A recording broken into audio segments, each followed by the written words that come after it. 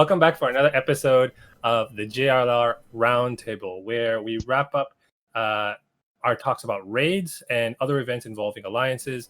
And this time in particular, it's the raids that involved what's the follow-up to the Dark Seed? What would you call this type of raid?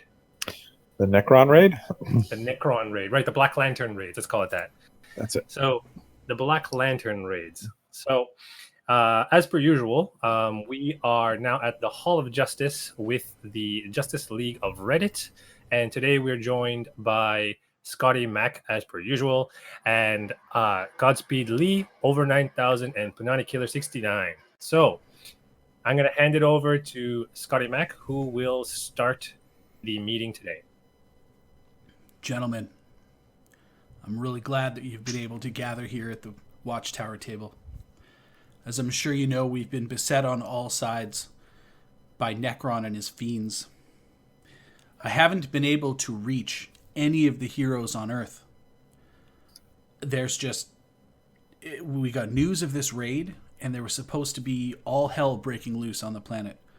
We called in all of the guns, we called in all of the members, and for some reason, there's just nothing happening on the planet. Nobody's fighting anybody. So I imagine maybe they're just all busy playing with Talon. I'm not sure what the hell's going on with that, but at the very least, I guess everything's okay because the raid is over and nobody fought. So, yeah, I guess we get to kick back and pop a few. And there you have it. So I guess our work here is done then. What's the point of this Everything is fine.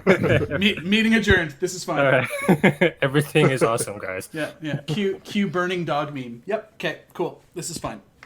All right. But I mean, on a more realistic note, we're going to talk about the comings and goings and the happenings of the last raid. And I guess we'll start with some of the positive things because I'm sure we're probably going to end with a lot of the negative things. So, I mean, what positives can we take away from this? Let's see. Let's let one of the new members list off some things that they liked or they could find positive about this. Godspeedlee, tell me what you thought was good about this raid. So one of the shifts that I kind of liked was how they emphasized the alliance bosses a little bit more. In the previous raids, basically everyone was kind of doing their own solo thing, and then on the side, sometimes they do alliance bosses, but this time around, you really were focusing on it. On top of that, I actually like how quickly they came out with Booster Gold, actually including them as part of the rewards. I was low-key expecting Stargirl instead, but that was a good surprise. Well, I think last time we had this, it was after the Barda raid, or after the Barda siege, and we did get Barda shards for that one as well. So, yeah, that's cool. So that was a nice one. So I think a couple of people were talking about, is Booster Gold really a paywall at this point? Because most people got him to like L4 or higher just by doing his siege and just by grinding through the raids. They got enough shards to get him pretty damn high already without actually having to buy him.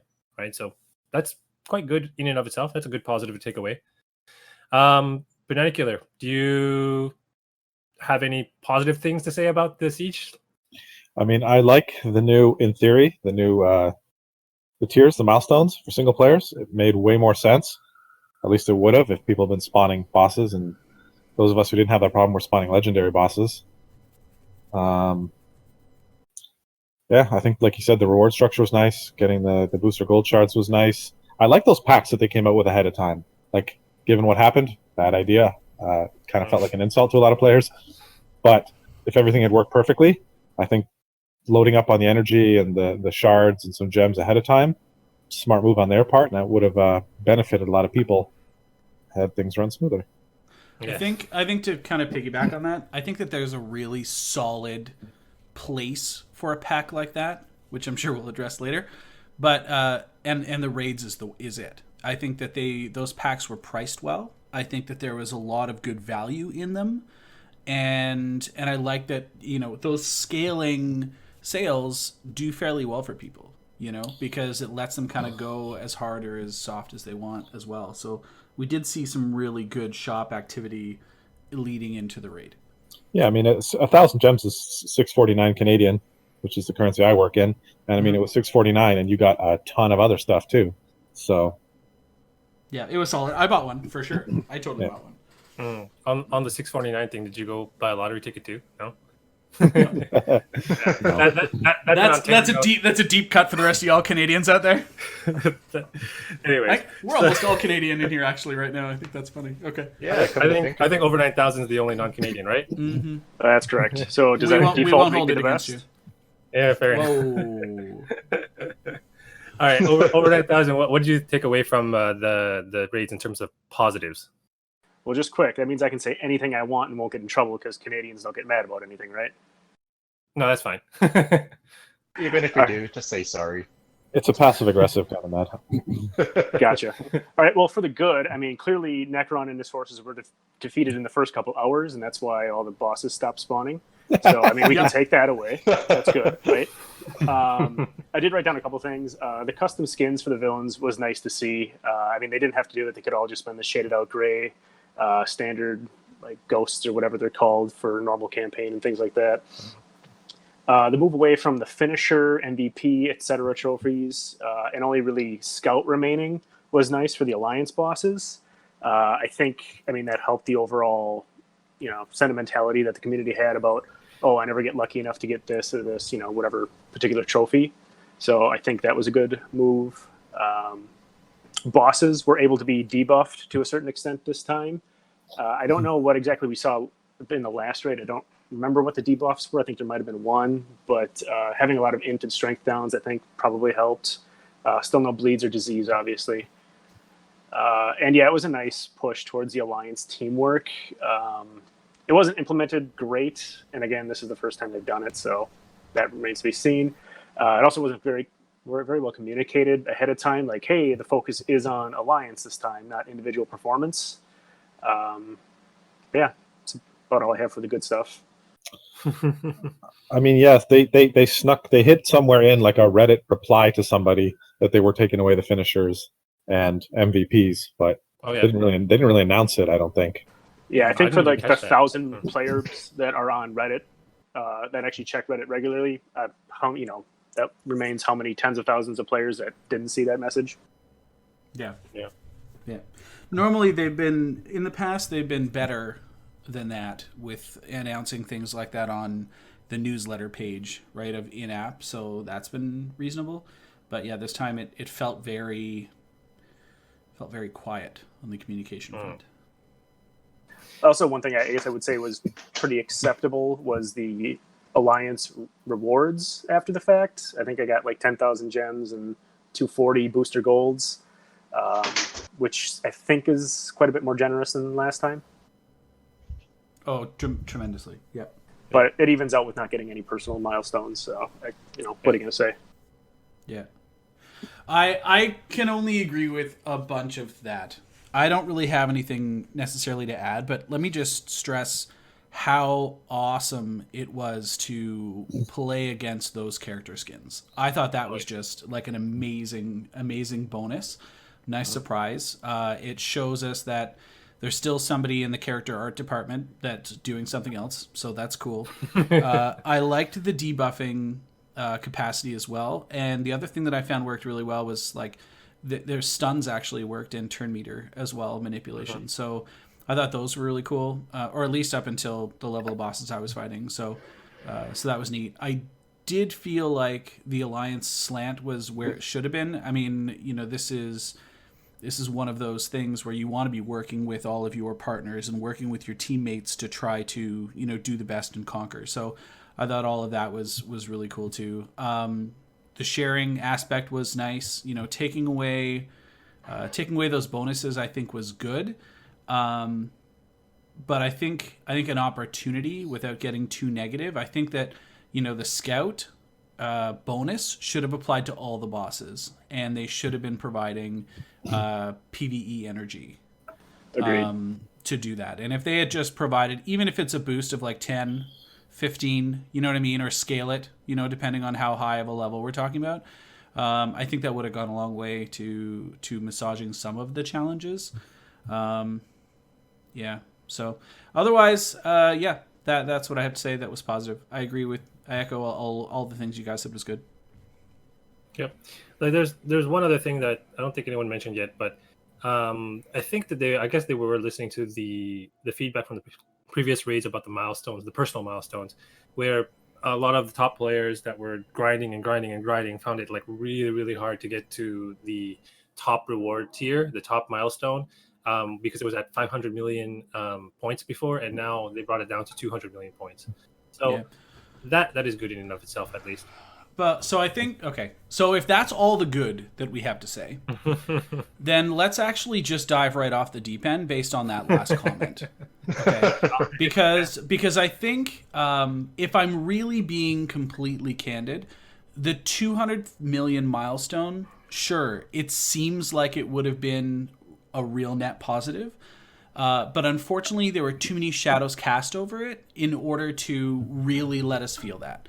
Chief among those being the lack of return of PvE energy was a huge problem. The only reason that most people were able to grind that far, like obviously to get 500 million, you're not putting gems in, right? Like you're obviously buying energy packs, right? But you didn't necessarily need to buy as many with any of the other raids, right? So the fact that energy return was missing was a huge strike against us. And then the other one, obviously, is the fact that basically from Friday forward, nobody could spawn bosses. And whether it was nobody or whether it was 80% of the population, I don't know. I don't know what happened. It's very unlikely we're ever going to find out what happened because, transparency, not with WB. So I think that overall, in theory, it would have been great, like you said. But in execution, like flaming dumpster fire is absolutely how I would describe this raid. It was terrible. All right. Anyone want to pick up on what Scotty just said there?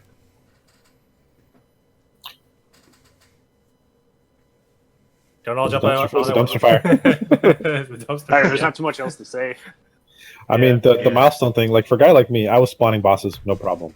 1 in every 3 heroic missions, easily. But I only saw 2 legendary bosses. So for a guy who was like literally grinding almost 72 hours straight, to not even be able to make it, halfway to the milestone cap, that's crazy. Like, Yeah. I didn't even spawn a single legendary. I think the highest I ever got to was like I didn't even see one. No. Yeah. The highest boss I think I spawned honestly was like, I think it was sub 30. Like, it was ridiculous. I got to about 60-ish in the last day. Wow. I saw plenty of 90s, and I shared all the ones I could.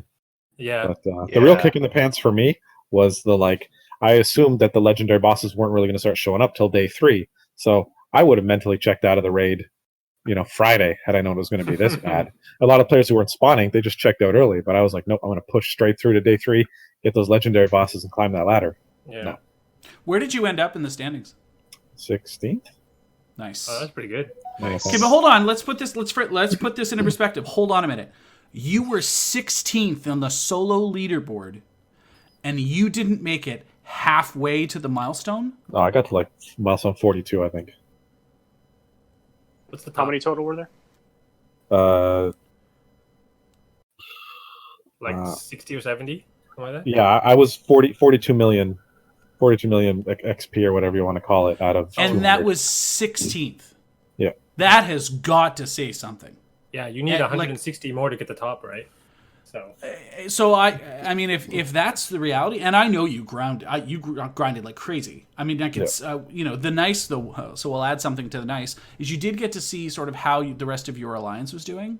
Oh yeah, with the stat board and stuff, and you can see how many times everybody engaged each type of boss and where they were at and ranking and stuff, and that was great. Yeah, but especially as somebody who manages the alliance. But you're out.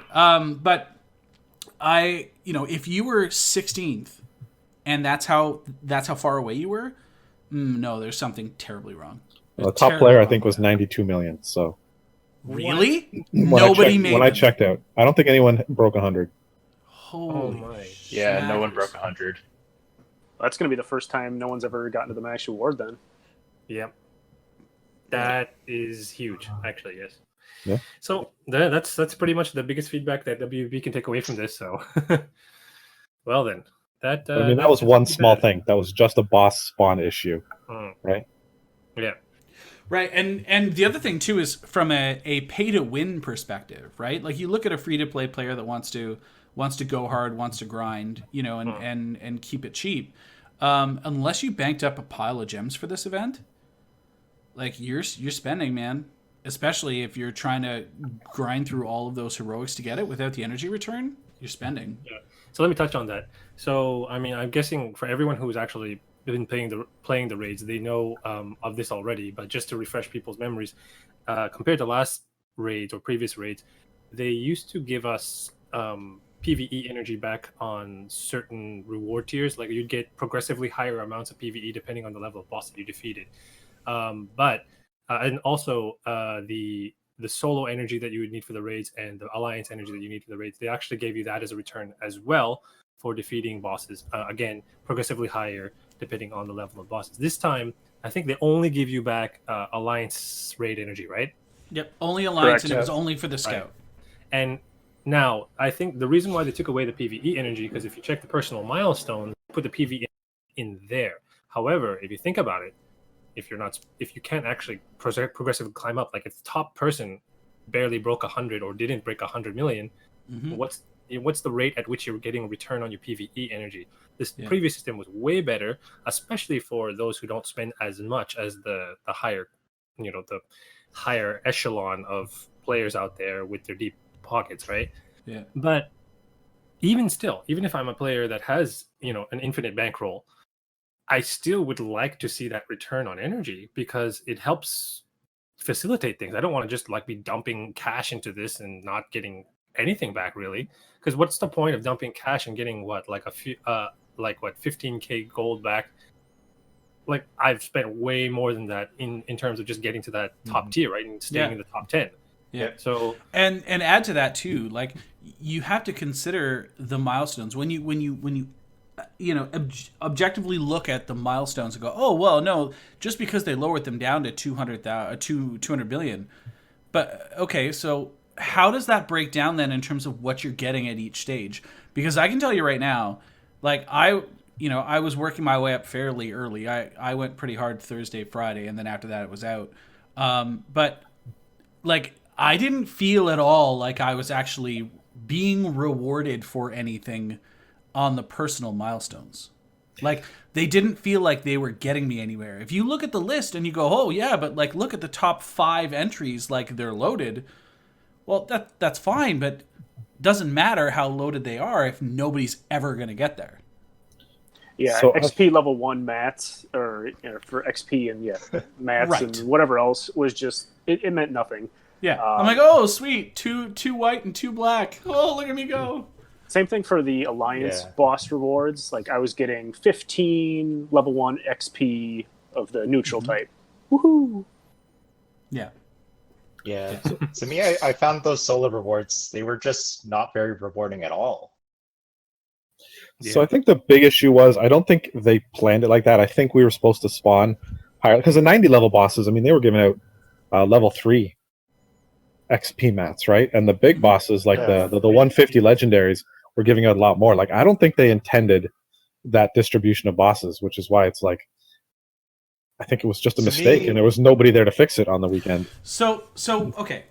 So can we just all agree that this whole random spawning like that whole functionality is just the wrong way to do these? Like, can we just all agree that that's ridiculous? Absolutely. Can we stop? Yeah.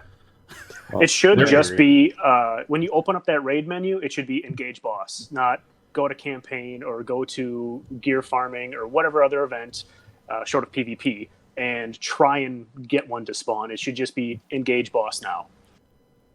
Yeah. I can agree. Their implementation of it was definitely bad. I don't even know what I'm mad at. Am I mad at them because I think they did that properly, or because they implemented it improperly and then walked away for the weekend? It's like I don't even know where to direct my anger on this. The answer is yes, right? Yeah. Whose idea was it to do this on a holiday weekend? And it seems like this happens quite often.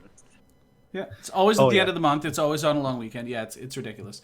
But so what if instead of that, it was more like a perpetual hero mission track, right? So you're gonna fight through a series of fights, and every 3 fights is a boss fight.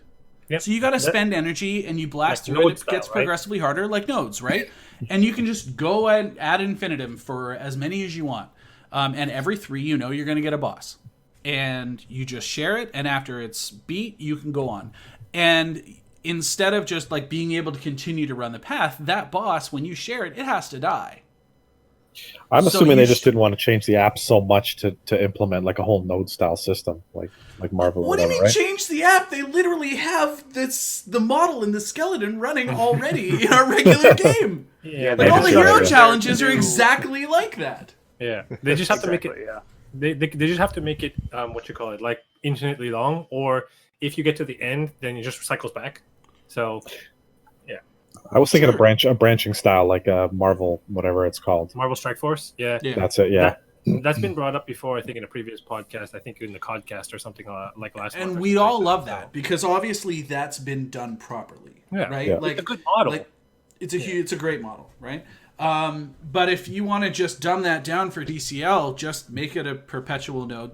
It just has to be linear. Like your hero challenges. It doesn't have to be branching. It's just completely linear. I can get on board with that.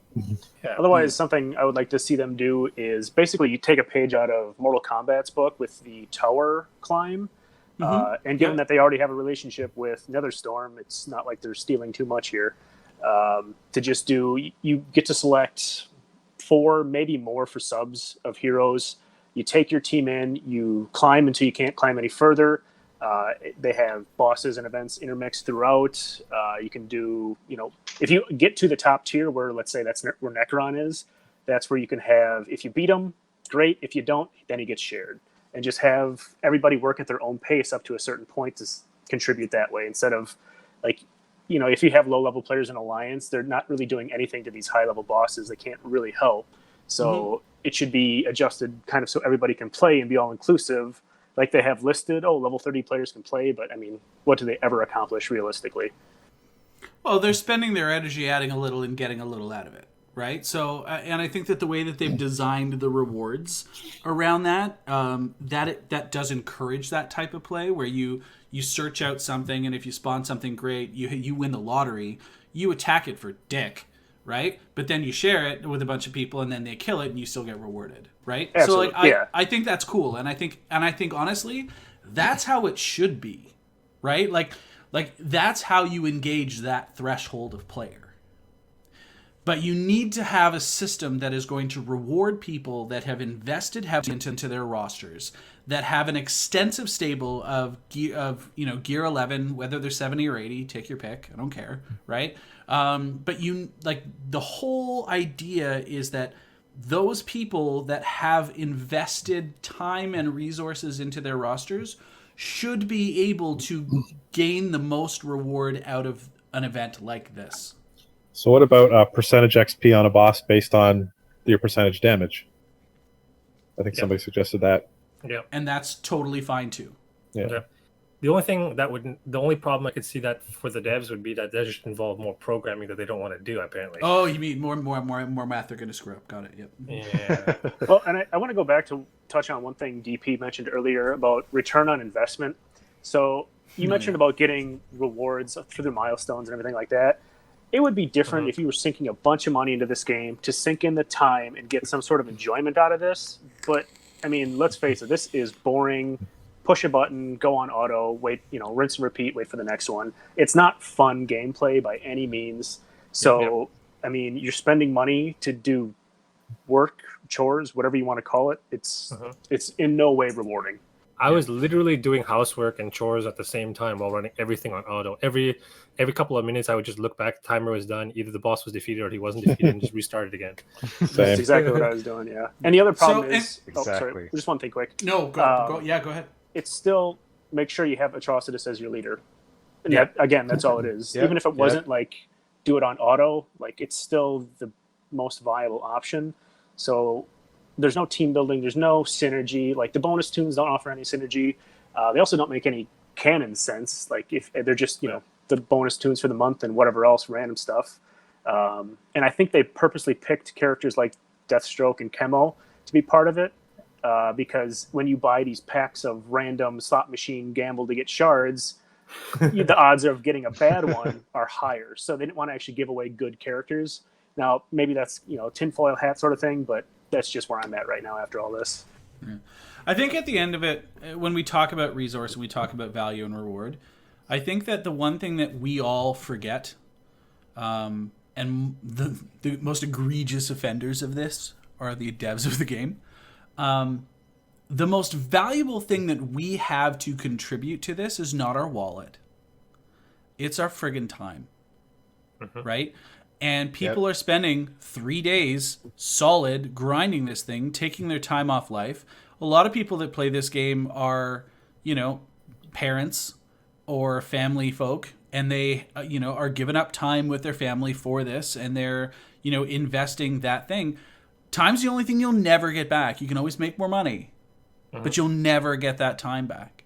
Right. And unless you are rewarding the players adequately for that time, it's literally it's a loss leader.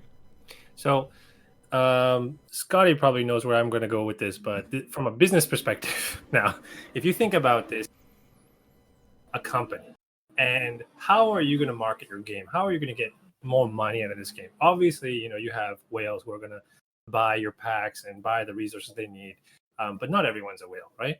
And obviously, money is important. Selling things is important.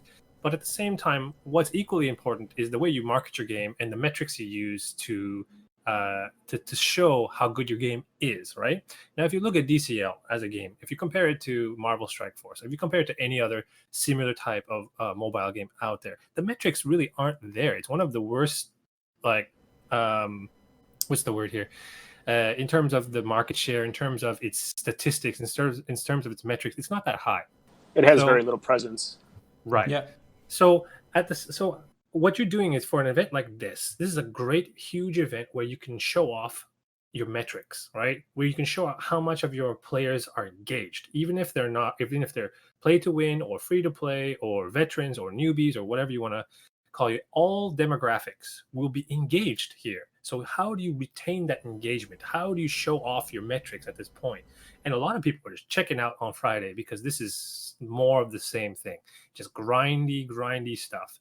And the way, and with all these errors and bugs and problems that you have, you probably need to sort all this stuff out before you release an event like this, because this is where you're going to make your money, like in a literal sense and a figurative sense. Because from the metrics that you get from this, you get to put that up on your website. You get to put that up on all the places where your game is being featured and downloaded and show how good it is. Now everyone's going to go and look at your biggest event and just trash talk it like we are. Look, so, the reality is, man, is you can't put lipstick on a pig and expect it to win a beauty pageant. Very poetic. So, I mean, okay, well, let's move on from there and talk about other things that we haven't already talked about. Hold on. So, real quick. So, I think that from a monetization standpoint, like we briefly brushed on earlier, that pack that they released at the beginning of the raid was a great way to do it. DC needs to do, or WB rather, needs to totally rethink the way that they're trying to gain financial engagement by considering the source of the people, the source of the player base. And they need to have those type of small, little accessible sales. We should no longer see the $100 gem packs, if I'm being honest. They should not exist anymore. And by the way, they're $135 for us in Canada now, just so we're clear. Yeah. Okay? Like, they should not exist. The top end pack should be the 50 or 69, whatever the hell they are now, the 66,000 and whatever pack, that one. That's the one that should be the top end pack. And if you want to do the new release character, then do it on the sliding scale like you've done in the past. So your entry level is $5. Here's what you get. Your next sale is $10. Here's what you get. Your next sale, your next sale, your next sale. And if you want to continue to whale out and go all the way to $135, by all means do it. But that's the sort of value that you really need to be putting in front of your player base. And if you do that and you give them the choice to pay what you want model, you'll get more money. Yep, that's definitely the other shocking thing in terms of monetization is that it's been 3+ years now, and how many mobile games have moved to a subscription-based service where you pay 10, 15, whatever dollars a month for your incoming daily rewards, logins, or whatever other materials or currency is part of that game. And yet, no wind of that from this whatsoever. Right. And like you said, it's a very outdated monetary model that they're offering here. Yeah. And again, like it caters to maybe 1% of the player base. Yeah. Because, I mean, paying for 99% of people out there in this day and age, I still want to say that paying for a mobile game is still, it's disposable income that, I mean, realistically, how many people have? If you're going to buy, if you're going to spend $100 on video games in a month, it's probably going to be AAA titles on your major consoles or PC. I mean, this isn't China. The mobile app market is not that big yet. It's not that big, but I wouldn't underestimate it either. I think so. One of the points you made was really solid here, and the one that I'm thinking is from a subscription base, right? Because like there's other games and stuff that I've been playing as well. Here's a question: how much would each of you pay per month, right? And you can buy it at the beginning of the month, to double your login bonuses every day. $5 for the month. I wouldn't pay anything for it because most of the login bonuses are trash. I mean, getting the crystals, right? Imagine if you got what, 5 crystals a month from the login, so you get 10 then, right? So Yep. if you get the rebirth crystals, and then if you get all the 6,000 gems, so you double that, you get another 6,000 gems. That's worth it. I'd pay $5 for that. Yeah, but I would pay 5 for that. Yeah. Am I paying that $5 and the price of everything else is coming down, or am I paying that $5 and the pricing for everything else remains the same? Oh, I mean, that's just phase one, right? But I'm just like, if that's just a thing, if they were to introduce that and just say, look, this is what we're going to do. What do you think? If I'm looking, so I'm just pulling up the login bonuses now. So you'd basically be able to get, you get double the character shards, right? So you get another, 100 character shards of the monthly tune, which we all know are the rarest of the rare, right? You get the extra 6,000 gems. You'd get an additional 15 hope rings. You'd get an additional 30 green rings, which nobody needs. And you'd get some more XP nodes. I mean, is it $5? Is it $10? Who knows, right? You could reasonably even say that the 100 character shards and 6,000 gems is roughly about the same amount that you'd get from a $25 character pack. So you could pay up to $25. That's reasonable in terms of marketing. So assume it's $25. You include the rebirth crystals. Now you're guaranteed to get 10 rebirth crystals in a month. How many people do you think would pay $25 for that privilege? Because I'm guaranteeing you it's every single person that opens their wallet on a regular basis to this game for any amount, period, full stop. Right? But like that's with it, yeah. Precisely, right? But that's the sort of stuff that they're just not with, right? There's so many other things out there that other games are doing far better than this one is. And I just don't understand how they're still in business. It's only because it's the DC property. Here's my problem with that whole aspect. And this is getting a bit away from Raids, but I'll just do this real quick. WB's problem, especially with the way their organization is their management and their administration of different departments is very segregated. And in this day and age, everything's moving towards a more matrix style management where you have people from each department working together in small little matrices or little groups, right? And what that would allow is you would have someone from marketing, you would have someone from finance, you would have someone from development, you would have someone from communications or the community, like Reeves, for example, and they would all be communicating together and working together. What they're not doing is that is that exactly that communication internally. They have everyone separated into their little hubs. Reeves and the other community managers in their separate games, they work in one little node, they're one little hub. Developers work in their own other little hub, right? And when it's time to have a meeting, they get together and they discuss things. And when they have to talk about stuff with the marketers, they come and get together and talk about things. But it's not on a regular basis. It's they have to set up meetings. It's maybe at most once a week, once a month, something like that, in a typical business setting.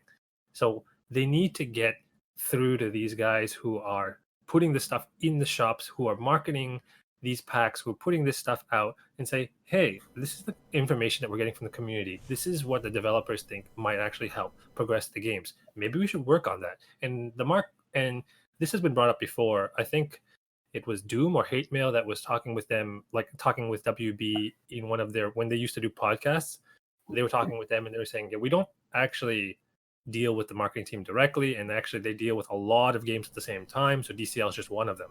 And that's part of the problem. That's the biggest part of the problem, I think. So yeah, DCL is just another fish in the pond, right? So, and it's not a big one. Yeah, exactly. So, I mean, it always had the potential to be a big one, but they just never worked on it. Yeah, this is their only title short of, I don't know, is Injustice 2 still a thing? I know that was a mobile app for a while, one of their games. Yeah, it's pretty popular. Is it? Okay. So beyond that, though, they have 2 titles advertising their entire, ownership of DC and everything that they have, because WB does own all of DC, correct? Yep. Yep. Okay, and so, again, to sort of take us away from the raid topic, but it is surprising. Guys, I think we've established that raids are okay. We're beating the numbers at this point, okay? But, so we were talking about all this marketing and stuff like that. So let's face it, Marvel's big ship of after Endgame, I think a lot of the engagement is gone. This is DC's time, or WB and DC's time, to take step into the forefront. What are they working on for their movies, their extended universe, their games, all their tie-ins? Like, this is their time to strike, and it doesn't seem like they're doing anything for that. And this game is a perfect opportunity to kind of get that out there. I mean, yes, it's 3 years plus old, but you can, with proper marketing, like you said, you can reinvigorate the community, expand the player base, get people thinking about DC instead of Marvel. Like, I mean, they're just missing a lot here, and it's shocking that, yes, everybody's in their own little silos, so there's probably not great communication, but whoever's running the show is not doing a good job. So I think the main problem that DC has as an intellectual property is that there's zero cohesiveness across all of their projects, right? You want to talk about ways to improve engagement in the game and improve marketing and improve the player experience? Well, got news for you guys. Titan Season 2 is coming out soon. Oh, yeah. So why do we not have a Titans month advertised that it's coming to coincide with the release date? How do we not have all of those characters already with new art, new skills, new reworks, all of that? How are all of those things not being advertised? And how is the game not being advertised in print alongside of that? Right? Yep. Like that, these are missed opportunities that people are just failing on. There are other games that are doing like collabs with, other IPs, for example, and they're all on the marketing train and going hard, and it's bringing players in like crazy, right? Scotty, so I have a couple words for you. Yeah. Budget restrictions. Oh, right, because they've sucked for so long at doing it that they don't have the money machine behind them. Is that what we're getting at? Is that what we're saying? You got to spend money to make money. I think that's a popular saying. I'm pretty. Yeah, hasn't that been around since like the post-depression era? I think. Yep, pretty much. Didn't Aquaman make like $1 billion though? Yeah. Right. Well, here's the other thing. Now, getting again quite off topic now in terms of this, but if we're thinking about the company in and of itself, WB, Time Warner was, merged or bought out by AT&T a while back, and AT&T's backing on a lot of their projects depend on the success of what's currently going on, right? So in the movie era, for the 2019, we had Aquaman, and we had what else was going out there? What's on Shazam, right? So those movies did pretty well.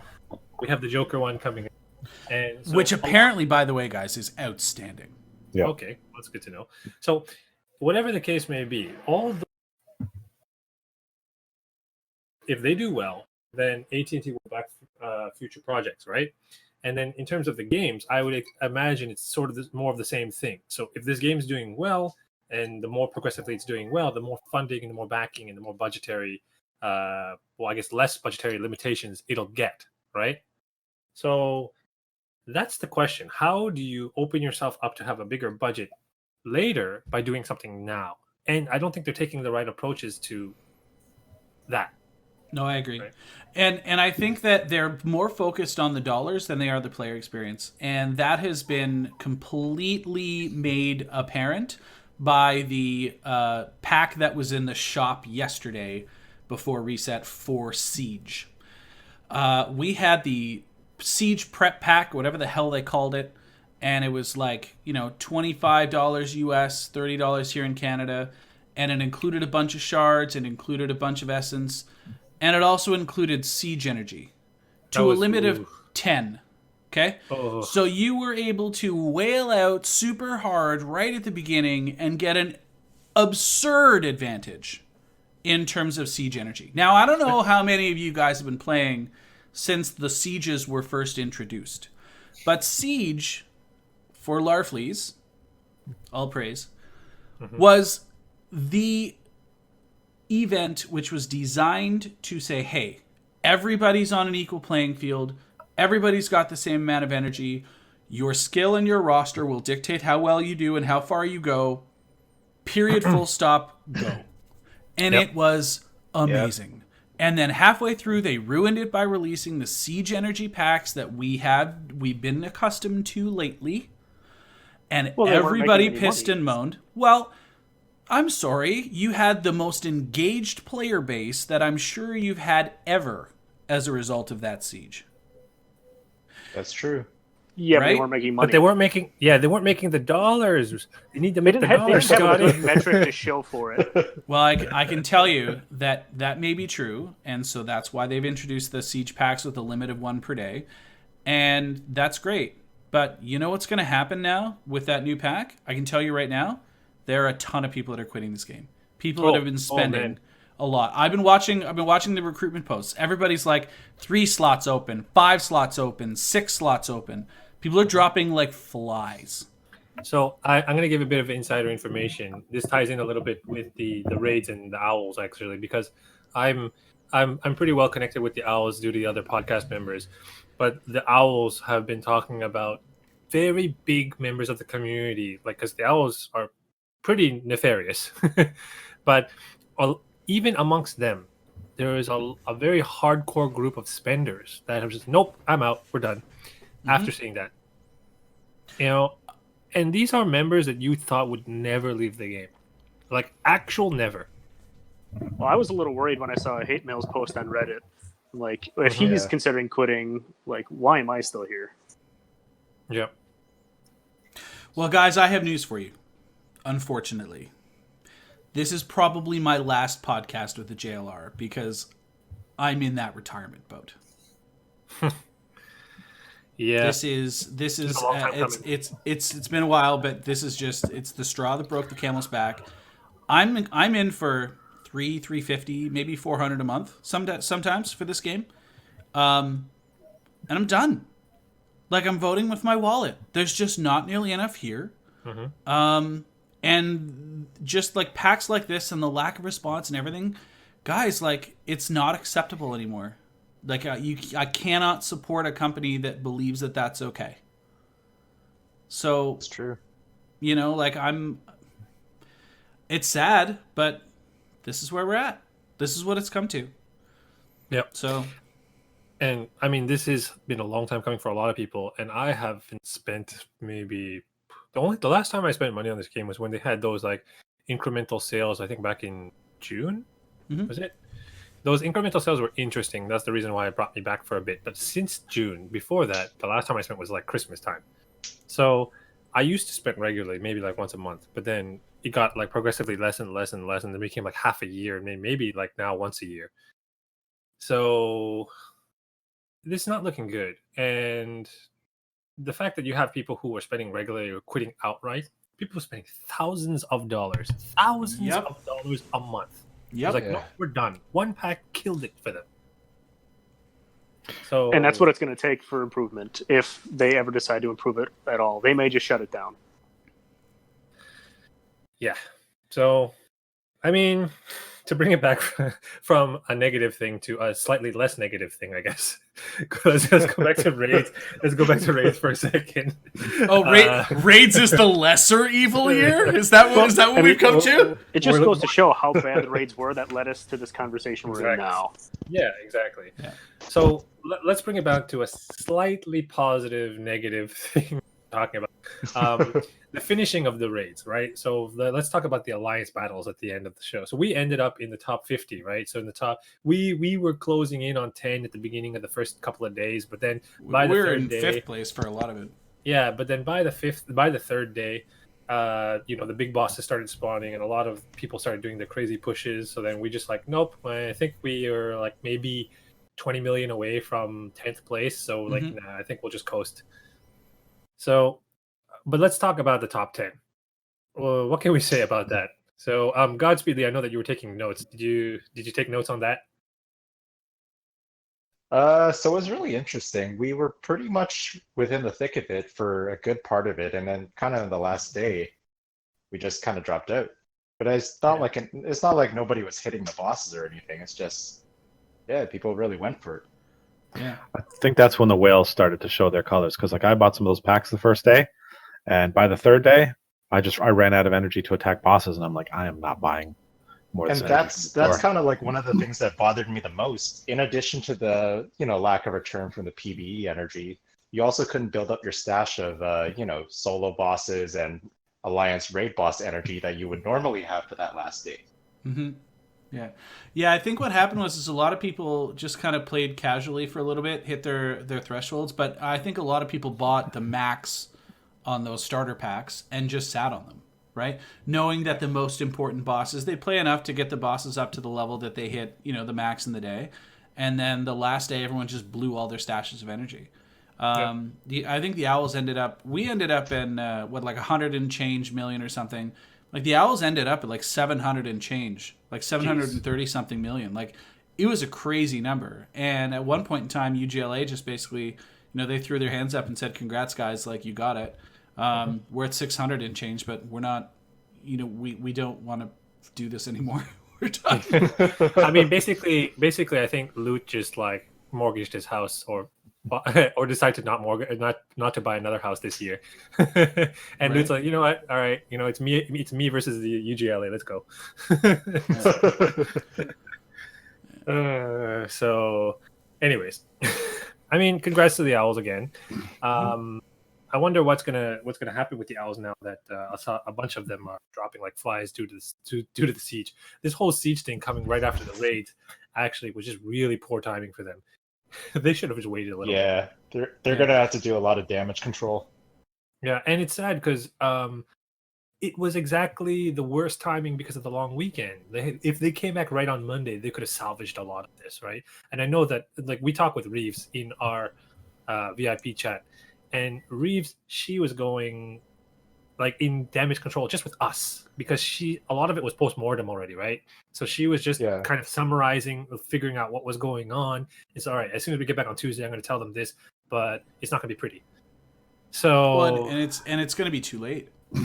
Oh yeah, right? Obviously. So like there's going to have to be some sort of absurd equalization, apology. Like, I don't even know what it would take at this point to get people to come back. Like, there has to be somebody's got to fall on a sword publicly, and then there needs to be some sort of recompense to equalize and come across. They're never going to refund anybody any money. It's never going to happen. So if people bought up a bunch of those energy, well, great, awesome, but what do you do? Okay. How do you fix that? Let's brainstorm. You know what I just realized though? Mm-hmm. Every time they do something that makes a whole flock of players quit, it's happened on September. Remember last year they introduced G11 all of a sudden, and then Deathstroke got his rework and Lobo. It was 2 years ago. That was 2 years ago. Yeah. Oh, was it? Showing your age there. Just a little bit. I was reading in Reddit, though, that some people had complained to their Play stores and had actually gotten multiple refunds on those packs, and normally like they only give you one as like a grace. Yeah. I don't know if anybody else heard anything. I think I saw it on Reddit. I mean, okay, let's brainstorm this for a second. If you're in the position of WB, or if you're in the position of at least the community manager like Reeves, what can you communicate with the higher ups to, or the marketing to recompense this whole debacle? What would you think is an acceptable amount of, let's say, gems or resources to dish out? You need to instantly reset Siege Ladder as of today. Okay. And you need to remove the paid energy. Yeah. Period. Return Siege to its former glory. Okay. Yeah, I think he's talking about the raid. Oh, the raid? Yeah. Oh God! Sorry, I'm so far past that dumpster fire. Oh, sorry. I thought. Okay, so if we're talking about the raid, then they need to give everybody the Black Lantern skins on across all accounts for free. Anybody that played in the raid, played in the raid, everybody needs to get those skins for free. If you didn't play in the raid, you get nothing. Yeah, that'd be awesome. What if you couldn't play in the raid? You should just give it to everybody. They'll never know. Just give it to everybody, man. Just give all the lantern skins to everybody. So all the lanterns should need to be black. So that's a really good thing that doesn't involve actual gems, right? That doesn't actually involve monetary resources or. Oh no, except that they'd have to actually code that. Yes, that would involve work. Yeah. So let's think about something too. So let's think about something that would involve much less work. Just think about resources they can dish out. What would be, for example, an acceptable amount of gems that would make you think, all right, fine, well, okay, I can take this and walk away. Like, let's say a lot of people like us who finished the top 50 got 12k gems. Mm-hmm. So would doubling that make sense? Would, for example, 20k make it better? 50k make it better? Think about how many resources the whales put in to get where they are, and then even get to the first place milestone, right? So what is it? I wish somebody had screen capped the milestones, because what they should do is just give everybody the max rewards from the raid. Mm-hmm. Like that would be rewards. Yeah. Yep. Well, give everybody the full solo leaderboard raid reward. Here you go. Right. So that's the thing with digital goods. There's no infrastructure cost for any of this stuff. The only thing they make money on is us buying the currencies so that we can buy everything else. So yeah. I mean, everybody wants gems to be given out, and they might do a little bit, but realistically, for their bottom line, they're not going to give out a lot of something that's actually worth real-world currency. I can see them doing character fragments because, again, that costs them nothing to do. They just add it to everybody's account. There's it no forces you to there. Spend your resources to use them anyway. Yeah, exactly. You can't use a character without gearing them up. They may, I think giving everybody all the personal milestone rewards, I think that's what you were talking about, would be great. Yep. You'd get your life and death energy, some rebirth shards, and then like 40 frags of characters that not a lot of people care about. So again, that would not hurt their bottom line whatsoever. It would be a nice gesture. Will we see that? No. The biggest thing to me at this point now is, we've talked about this before with the lack of transparency, I want to see a roadmap. Like, what's coming up? What are you working on? Yeah. Give me a reason to stay, because right now I'm ready to leave. There's no light at the end of this tunnel. And just, tell us something, in addition to a consolation prize and an apology. That's probably what would go the longest way with me. I 100% agree with you, and they need to model it after grinding gear games, right? They are the gold standard as far as I'm concerned with regards to roadmap and transparency from a gaming company. Don't pull a Blizzard, right? With regards to Diablo 3, 4, whatever, like, don't do that. Yeah, we're working on stuff. It's really exciting. We got multiple projects, and no, that doesn't fly. I agree with you. I think a roadmap is sorely due, and I think that there needs to be an apology and an actual explanation as to what happened. Here's the bug. Here we fixed it. Here's what happened. We're sorry. And then pay us off. Next time we'll have staff to watch the raid to make sure it goes smoothly. On the note of communication, I'm going to come into the defense of WP a little bit, not the actual whole organization, but the community managers themselves. So in the past, we've had Stanner and others before her, and now we have Reeves. And I'm going to say in the last two, Stanner and Reeves have been doing an outstanding job in terms of being transparent and communicating, but they're only communicating what they know, and they're doing as much as they can with what they know. The problem is they don't know that much, and that's the company's fault for not letting them in, not giving them the tools that they need to help us figure out totally what's agree. going on, right? Yeah, I have totally no agree. problem whatsoever with the Right. individual managers. Like, I think they're doing a Right. fine job, but they're handcuffed by, like you said, what they know or what they're allowed to say. So That. Exactly. Right, and I don't want to talk bad about Stanner, even though, now that she's moved on to Harry Potter. But Stanner, right, a lot of the red tape that was around her before, she was very careful about tiptoeing around that and not to, lose her job or anything, right? But Reeves has been a little bit more lax on that, which I appreciate. But at the same time, don't do something that's going to cost you your job. But that being said, WB needs to think about that whole situation in and of itself, the whole red tape issue, right? You need to bring this to the forefront. Let these people talk about things in a way that makes the community happy, that we have someone that represents the company there and we can communicate with them directly. Right now, it's only a select group of people, including myself, that can talk to them. And they let us in on some of the things, but we have an NDA that we can't mention these things, right? But at the same time, why is it that you create this group in the first place? Why not just make some of this information public? A lot of what we know, I don't think would be unreasonable to just make public, right? Yeah. do you know how awful that makes the rest of the player base feel, knowing there's the inner circle of players that somehow got to be the special little group to get in all this information anyway? I'm not bitter. Yeah. Oh, it's okay. The rest of us are. It's fine. But And sarcasm. Okay. So, that is what it is. But at the same time, the information that we need to know needs to be changed. The way things, it's 2019. We're almost at 2020 at this point. We need to get with the times, people, right? Mm-hmm. Anyways, I'm gonna stop ranting there because we can go on forever about that. So, anyways, do we have anything else? Oh, about the raids. When you were talking about the ladder stuff, I remembered one thing that we forgot to mention. Did you guys notice the one alliance that had one person in them? I heard about that. I was going to ask about that. Yeah. Wasn't it Beasts of something? Beasts of Justice or something like that? Something like that, yeah. It was the one person who was in the alliance are called DC Best Worst Marvel something. I've seen them around the PvP ladder too.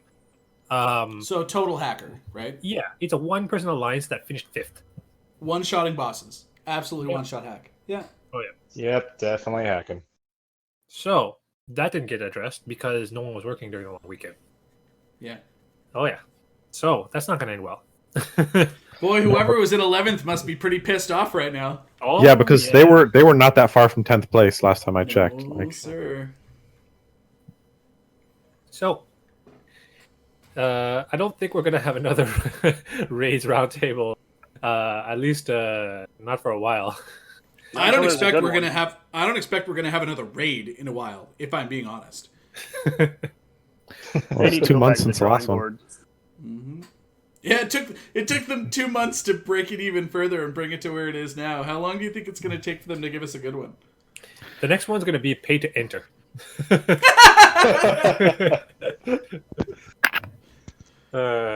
So we'll see. You'll just have to authorize purchases every time you open the app.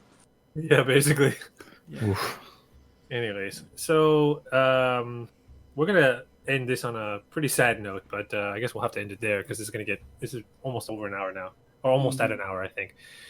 So, any last words, guys, before we wrap things up here? I guess it was nice being included. It was a good discussion, so thanks for that.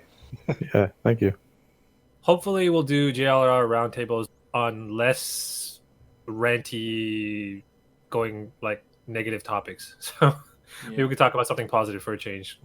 So, well, see. Ladies and gentlemen, it's been a slice, All right. and I definitely have enjoyed commiserating with all of you this evening.